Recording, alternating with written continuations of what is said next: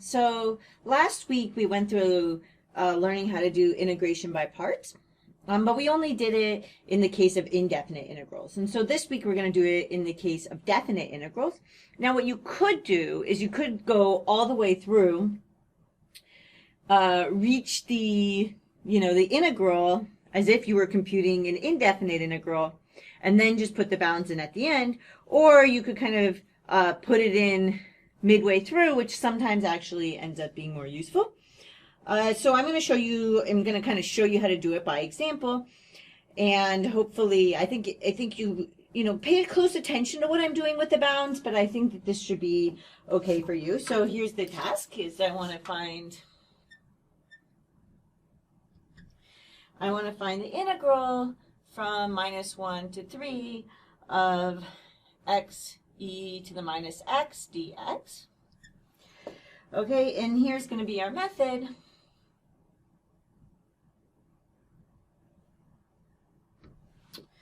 So what I want to do is I want to use that the integral, and then I'm going to put my bounds in orange here. Make it kind of clear. So I have a to b of u dv is going to equal, and so I'm going to have uv, and I'm going to have to evaluate that at a and b, and you'll kind of see what I mean by that. So this will be at a and b, and then minus the integral from a to b of b du. And again, I want you to pay close attention to exactly what I'm doing with the bounds. One other thing being, what do I mean by this? Okay, what I can tell you now what I mean. So this is going to be a function. It's already been integrated.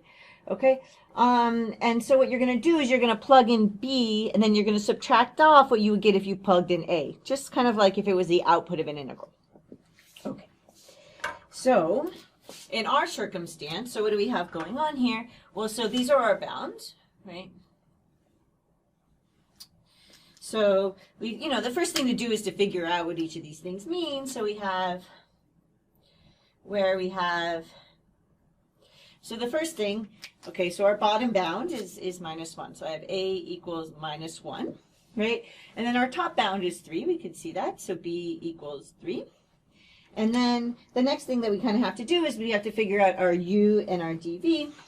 Okay, so this u here is going to be this u, and remember that's kind of the thing that it's going to get simpler when we differentiate it, because we're going to the only time you're going to see it is it's going to in the integrals over here where you've actually differentiated it, and then the other part here, so this is going to be our dv.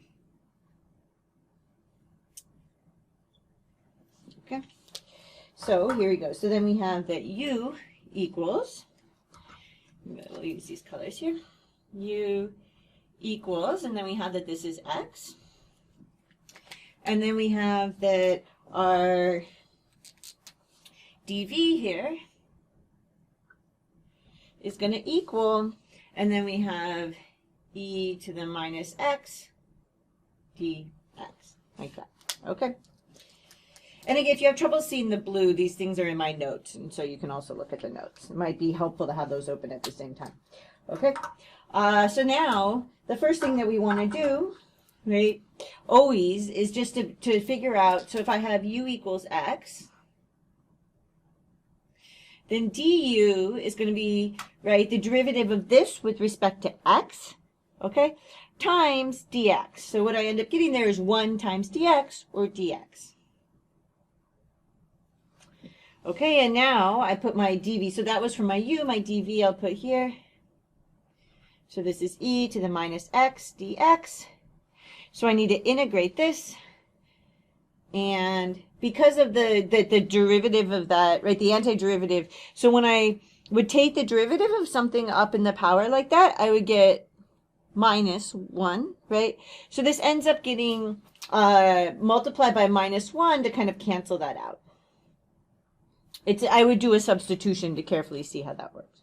Okay, great. So now let's go ahead and start, and maybe I'll just do this over here. So this is kind of the setup, and then we can just go ahead and work through it. So I want to take the integral, and now I'm going to kind of actually do these in orange so it's kind of clear what's going on. So from -1 to 3, of x e to the minus x dx is going to equal, okay, so now we need uv. So I have my u and my v. So I'm going to have my x times, and then my v is minus e to the minus x. And then as we mentioned, we're going to evaluate from x equals a to x equals b. Okay. And then I need to subtract off. Now I need to take the integral, and this is from a to b of, and then I need v du, so I need v du. Okay, so I have minus e to the minus x. So that was my v, and then my du is going to be dx. See, so it really did work here that got simpler. So that was a good choice of my u and dv. And then I can just keep on going. So this is going to equal, and then I want to do, well, let's first kind of simplify a few things over here. So this here can be written as minus e to the minus x. And this here, well, I have a minus and a minus. So this is actually plus the integral from a, yeah, you can't see that, from a to b of e to the minus x dx. Okay? So now when I write this out, so I can go ahead and do this. So I want to take, as I said, so how do I, this is where you're going to see me plug in the bounds. Okay, so let's see how that works. So every time I see an x, I'm going to replace it with parentheses, right? Because I'm going to do this one, and then with this plugged in, minus this one with that plugged in. Okay, so I'm going to put parentheses every time I see this. So I've got, oops, I can't forget my minus. So I've got minus x e to the minus x. There we go. Okay, which is, that's good, where my x is going to go in. And then I want to write that same thing again. Oh, I see. Let's put the minus sign in here. There we go. Okay. And then I want to take minus, and then I want to go like this, and I want to minus x e to the minus x. Okay. So now I can just put in, first I put in b. Oh, so in my b here, so these are,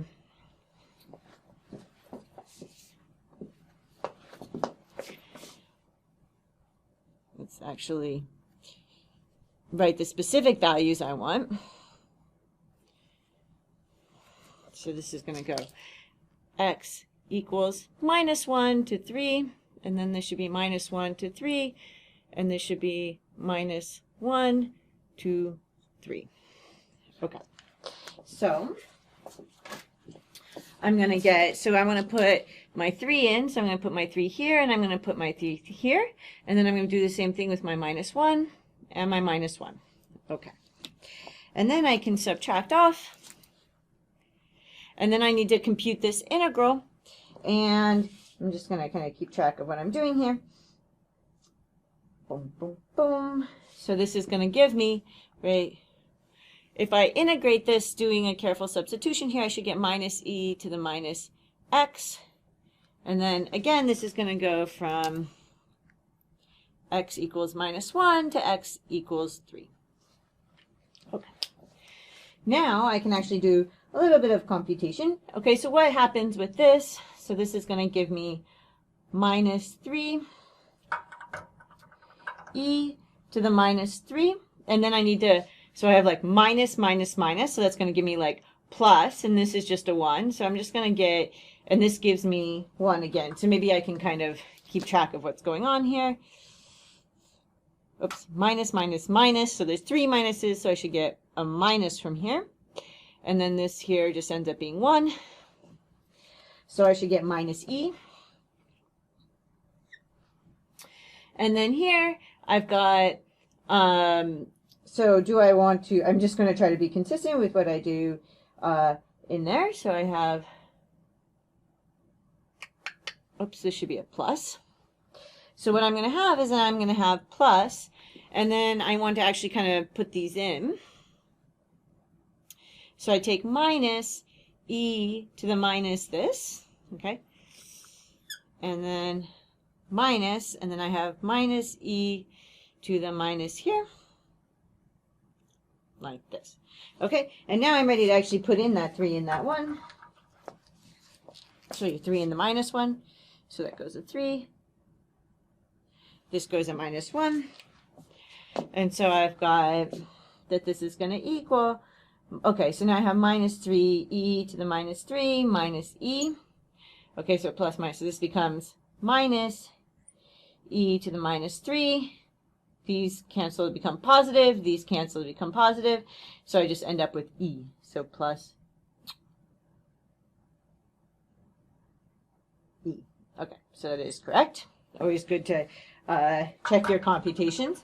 Okay, right, because this is a 1 here, and these together become plus. Okay, good. Now I can actually, so these two are going to cancel. These both have a minus, so I end up getting minus 4 e to the minus 3. And that's my final answer. Okay, and it's good I don't have any c's or x's or anything, so I know I'm in good shape there.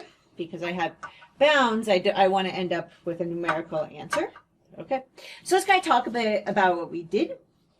So this wasn't integration by parts. We could kind of see because taking the derivative of this made it simpler. This did not become more complicated when we took the antiderivative of it. So we're going to use this formula where we're kind of plugging in. These are the things that we plug in. Usually when we do integration by parts, it helps to do this. So what did I do to get from here to here? And maybe I can even kind of emphasize that. So how do I get from here to here?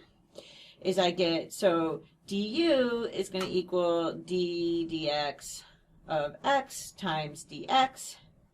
So du is going to equal 1 times dx, and du equals dx. Okay, so that hopefully helped us to understand what I did there. Here I had to integrate to get to there. I took the antiderivative. Okay, now, but what I want you to pay really close attention to is how I put in these bounds. So I use this formula. So what does it mean for to go from x equals minus 1 to 3 when I just have a function like this? I kind of treat this almost exactly like I would have if this had been an integral and I'd taken the antiderivative, which is at first I plug 3 into this, and then I subtract off, plugging minus 1 into that. So that's all I did there. And then over here, I took the antiderivative, right? I just integrated and I plugged that in. And so, and then in the end, one thing to keep in mind, so if I have e to the 1, that's just e, and then everything kind of cancels out to this. I did kind of want to make a remark, so let's kind of summarize what I did here. So in summary,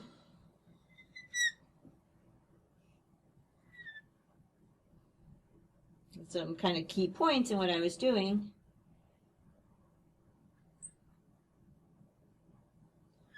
Okay, so I plugged bounds into UV. So I plugged bounds into UV.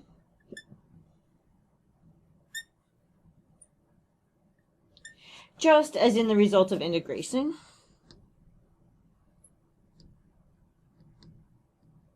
Right, where I plug in the top bound and then I subtract off plugging in the bottom bound. Okay.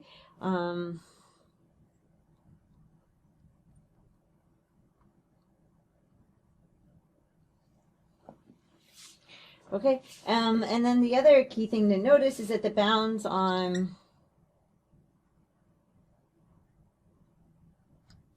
the integral AB of u dv become bounds on